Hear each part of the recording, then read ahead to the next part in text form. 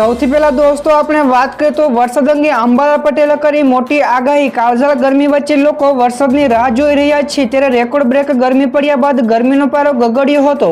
ત્યારે ગુજરાતમાં વરસાદ હવે ક્યારે આવશે તો વરસાદની આગાહી માટે જાણીતા એવા અંબાલાલ પટેલે રાજ્યના અનેક વિસ્તારોમાં વરસાદને લઈને મોટી આગાહી કરી છે, જેમાં 4 જૂન સુધીમાં રાજ્યમાં આંધી વંટોળ સાથે વધારો થશે। તો ગુજરાતમાં અમદાવાદ, મધ્ય ગુજરાત, ઉત્તર સૌરાષ્ટ્ર, સૌરાષ્ટ્ર તેમજ બનાસકાંઠામાં વંટોળ આવશે, તેમજ કેટલાક વિસ્તારોમાં ભારે વરસાદ પણ થશે। તો 7 થી 15 જૂનમાં રાજ્યમાં ગાજવીજ સાથે વરસાદ થવાની આગાહી કરી છે। તો દોસ્તો બીજા સૌથી મોટા સમાચાર સામે આવ્યા છે। ફ્રીની સેવા માટે હવે થોડા જ દિવસો બાકી રહ્યા છે, ત્યારે આધાર કાર્ડને અપડેટ કરવાનું બાકી હોય અથવા તો કરવા માંગતા હોય તો તમારા માટે હવે છેલ્લી તક છે। તો UIDAI સુધારાની ફી માફ કરી અને હવે તમે 14મી જૂન સુધી ફ્રીમાં આધાર કાર્ડની વિગતો અપડેટ કરી શકો છો। તો તમારે 50 રૂપિયાની ફી ચૂકવવી પડશે નહીં। તો આ સમયગાળાના નાગરિકોને કોઈ પણ વધારાના શુલ્ક વિના તેઓ ઉંમર, સરનામું, જન્મ તારીખ, લિંગ, મોબાઈલ નંબર અને ઈમેલ જેવી માહિતી અપડેટ કરી શકશે। તો uidi.government.in ઉપર જઈને અપડેટ કરી શકો છો। આગળ દોસ્તો વધુ એક સૌથી મોટા સમાચાર મળ્યા છે। 12 કરોડ ખેડૂતો માટે મોટા સમાચાર સામે આવ્યા છે। પ્રધાનમંત્રી કિસાન સન્માન નિધિ યોજના એટલે કે PM કિસાન યોજના હેઠળના ખેડૂતો માટે આગામી સમય માટે સારા સમાચાર મળ્યા છે। તો યોજનાનો લાભ લગભગ 12 કરોડ ખેડૂતોને મળશે। તો 4 જૂનના પરિણામો બાદ નવી કેન્દ્ર સરકાર PM કિસાન યોજના હેઠળનો 17મો હપ્તો જાહેર કરી શકે છે। તો ખાસ દોસ્તો વાત એ છે કે હજુ સુધી સત્તાવાર જાહેરાત થઈ નથી। તો 16મો હપ્તો 28 ફેબ્રુઆરી 2024ના રોજ ખેડૂતોના ખાતામાં જમા થયો હતો। ત્યાર પછી દોસ્તો ફટાફટ આગળના બીજા સૌથી મોટા સમાચાર સામે આવ્યા છે। સરકારે મે મહિનામાં GST માંથી રૂપિયા 1.73 લાખ કરોડ કમાયા છે। જ્યાં દર્શક મિત્રો ભારત સરકારે મે 2024માં ગુડ્સ એન્ડ સર્વિસ ટેક્સ એટલે કે GST માંથી રૂપિયા 1.73 લાખ કરોડ એકત્ર કર્યા છે। તો અત્યાર સુધીના કોઈ પણ મહિનામાં આ ચોથું સૌથી વધુ GST કલેક્શન છે અને નાણાકીય વર્ષ 2024-25નું બીજું સૌથી વધુ GST કલેક્શન છે। તો અગાઉ સરકારે એપ્રિલ મહિનામાં 2024માં GST માંથી મહત્તમ રૂપિયા 2.10 લાખ કરોડ એકત્ર કર્યા હતા। તો ગ્રોસ GST કલેક્શન પણ વાર્ષિક ધોરણે 10% જેટલો વધારો થયો છે। તો દોસ્તો ત્યારબાદના બીજા સૌથી અગત્યના સમાચાર સામે આવે છે। શિવસેનાના નેતાએ કહ્યું કે આ પૈસાનો ખેલ છે, તો સરકાર તો અમે જ બનાવીશું। જ્યાં દર્શક મિત્રો શિવસેનાના નેતા સંજય રાઉતે એક્ઝિટ પોલના ડેટાને નકારી કાઢ્યા છે અને તેને પૈસાની રમત ગણાવી છે।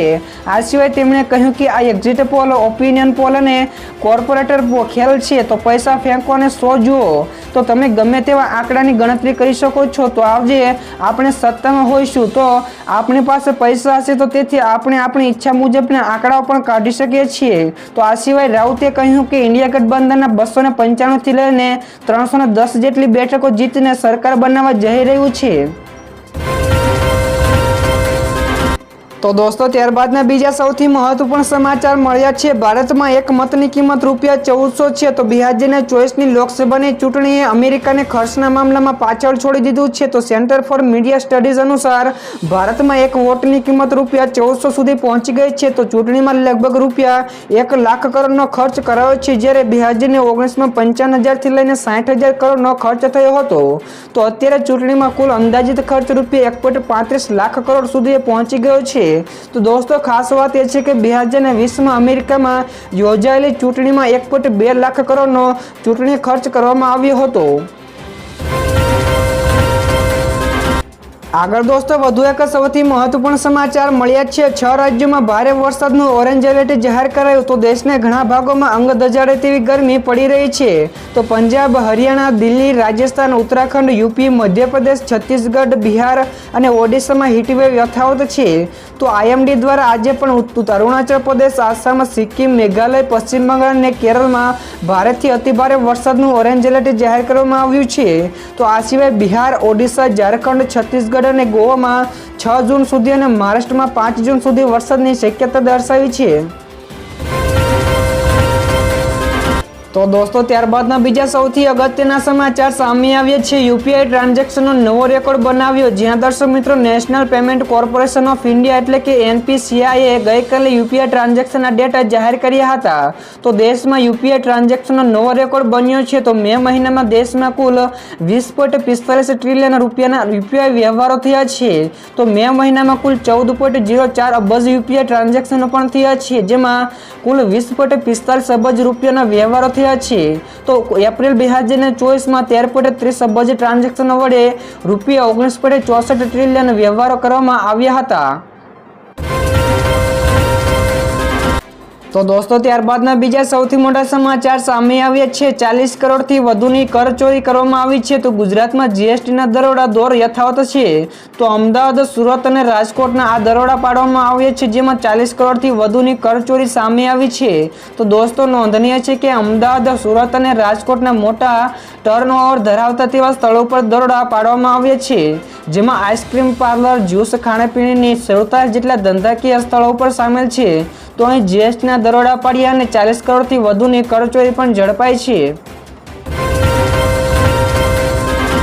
ત્યાર પછી ઝડપથી દોસ્તો આગળના બીજા સૌથી અગત્યના સમાચાર મળ્યા છે. સરકારના આકરા વલણથી આઈએએસ અને આઈપીએસ નારાજ થયા. તો અગ્નિકાંડની તપાસ મામલે રાજ્ય સરકાર દ્વારા આકરું વલણ અપનાવવામાં આવી રહ્યું છે, જેના કારણે રાજ્યની આઈપીએસ અને આઈએએસ લોબી નારાજ થઈ હોવાની માહિતી મળી છે.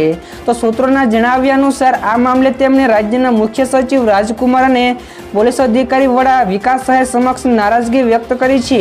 તો દોસ્તો ઉલ્લેખનીય છે કે અગ્નિકાંડમાં ઉચ્ચ અધિકારીઓની બદલી કરી છે અને એસટીઆઈની પૂછપરછ પણ તેની કરી રહી છે. ત્યાર પછી દોસ્તો આગળ બીજા સૌથી મહત્વપૂર્ણ સમાચાર મળી રહ્યા છે. આજથી ગુજરાત માટે મોટી આગાહીઓ શરૂ થઈ ગઈ છે. તો અંબાલાલ પટેલે આગાહી અનુસાર આજથી ગુજરાતના વાતાવરણમાં મોટા ફેરફારો જોવા મળશે.